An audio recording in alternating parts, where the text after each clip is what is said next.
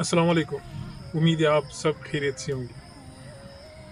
पिछले दिन मैं एक वीडियो देख रहा था जिसमें एक आलिम से एक शख्स ने सवाल किया कि हमारे इलाके में अहले हदीस की तादाद ज़्यादा होती जा रही है, तो इसकी वजह क्या है।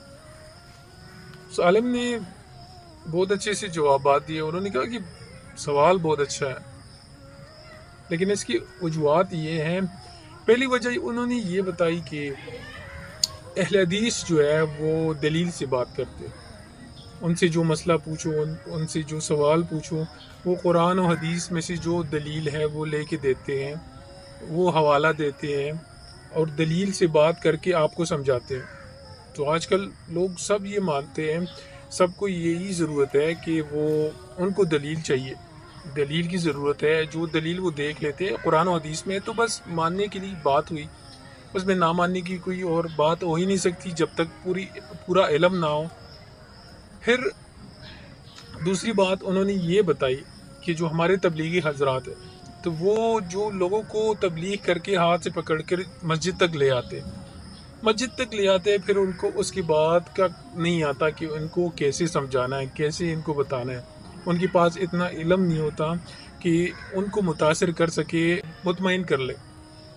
लेकिन वहाँ से भी ये जो अहले हदीस हजरात हैं, वो आके उनको दलील और कुरान और सुन्नत का हवाला देकर उनको समझा देते हैं, तो भी मतलब वो उनसे मुतासर हो जाते हैं, अहले हदीस बन जाते हैं।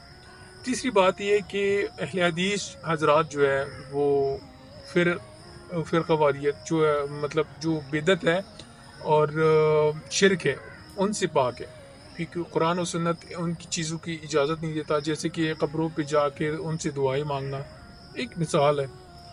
तो ये मतलब कुरान और सुन्नत से साबित नहीं है, तो वो लोग नहीं करते, और हमारे जो यहाँ पे और लोग हैं वो करते हैं। तो ये बिदत जो है वो वहाँ पे नहीं है। तो इन चीज़ों की वजह से अहले हदीस हजरात जो है वो हमसे आगे हैं। लेकिन फिर कुछ लोग जो है वो इस लेवल को थोड़ा ऊपर लेके जाते हैं। जैसे वो हमारे एक आलिम कहते हैं कि जेलम वाली सरकार, तो वो जेलम वाली सरकार वो जैसे कि रफ़ो दैन पर इतना ज़ोर दे रहे हैं, ऐसे दिखला रहे हैं कि अगर कोई रफ़ो दैन ना करे तो मतलब ना उसका उसकी नमाज नहीं होती। तो ऐसे तो नहीं है। जैसे कि हदीस से साबित है कि नबी सल्लल्लाहु अलैहि वसल्लम ने रफ़ो दैन की है, साबित है, ठीक है, लेकिन ना करना भी साबित है, ठीक है। तो अभी अगर एक बंदा अहले हदीस भाइयों से वो सवाल पूछता है कि रफ़ो दैन करना है या नहीं करना, तो वो तो हवाला दे देता है कि फ़लाना हदीस में या इतने हदीसों में ये बात साबित है कि रफ़ो दैन करना है। लेकिन वो ये नहीं बताएगा कि इन हदीसों में भी ये है कि रफ़ो दैन नहीं भी हुई है। तो जिसके पास इल्म ना हो वो बस मान जाएगा कि ठीक है, हदीस में है कि रफ़ो दैन करना है, तो बस ठीक है, करना है। लेकिन ये वो उनको पता नहीं होगा कि रफ़ो दैन नहीं भी हुआ है, या मतलब वो मंसूख हो चुका है। तो करना भी सुन्नत है, ना करना भी सुन्नत है। लेकिन इस बात पे इतना जोर देना कि करना है और ज़रूर करना है वरना नमाज नहीं होती, ये गलत है। तो मतलब इस बात बताने का मकसद ये था कि फ़िरक़ावारियत में नहीं पढ़ना चाहिए। आप कुरान और हदीस पे अमल करना चाहते हैं, इससे बेहतर कोई और बात हो ही नहीं सकती। लेकिन ये जो इमाम आए हैं या ये जो हमारे उलमा है, तो ये तो मतलब एज ए टीचर है। जैसे कि हम वो अरबी नहीं पढ़ सकते, या अरबी में कुरान में इतने सख्त अल्फाज है कि वो आम बंदा अगर सिर्फ तर्जुमा पढ़े तो गुमराह हो जाएगा। जैसे हदीस में भी है, तो वो अल्फाज मतलब सख्त सख्त हमारे लिए सख्त है।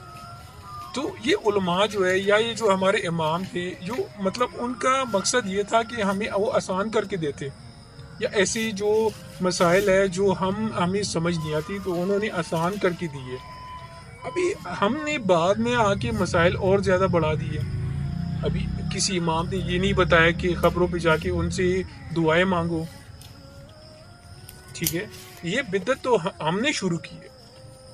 तो मेरा मकसद ये है कि फ़िरक़ों में ना पड़े कि ये हदीस है, ये देवबंदी है, ये बरेलवी है, ये जो भी है। कुरान और हदीस पे अमल करे, लेकिन इल्म हासिल करे। علم حاصل کرنے کے لیے ان اماموں کو بھی پڑھنا پڑے گا، اور ہمیں اور کتابیں بھی پڑھنی پڑے گی، فقہ پڑھنا پڑے گا.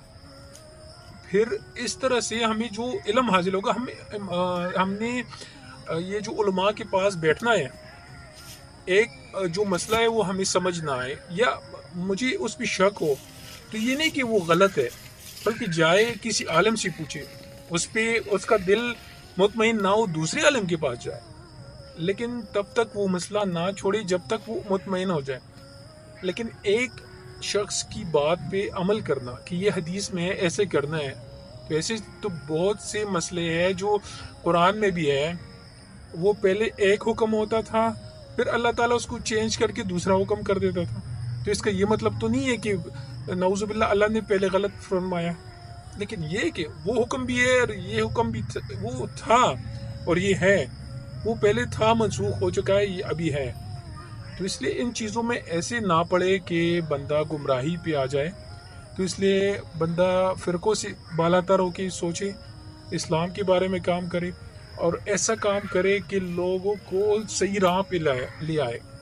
جیسے کہ ڈاکٹر اسرار احمد صاحب جو ہے، میں ان کا بڑا مطلب وہ ایک بات کہ انگلش میں کہی تو فین ہوں، کہ انہوں نے فرقہ واریت سے بڑھ کر وہ بات کرتے تھے، وہ ایسی بات کرتے تھے کہ دل کو لگتی تھی. تو ایسے بنے کہ لوگوں کو فرقہ نہیں بنائے یا فرقہ نہیں سمجھے، ان کو اسلام سمجھائے، تاکہ جو نئے آنے والے ہیں، جو نو مسلم ہیں، وہ صحیح اسلام سیکھے، اور ہم ایسے علم ان کو دے یا ایسے اسلام ان کو سکھائے کہ اللہ ہم سے راضی ہو جائے. ایسا نہ ہو کہ ہم ایسے اسلام سکھائے کہ بعد میں وہ بھی کرے ہمیں بھی گناہ ملے، اور ہم بھی کریں ہمیں گناہ ملے.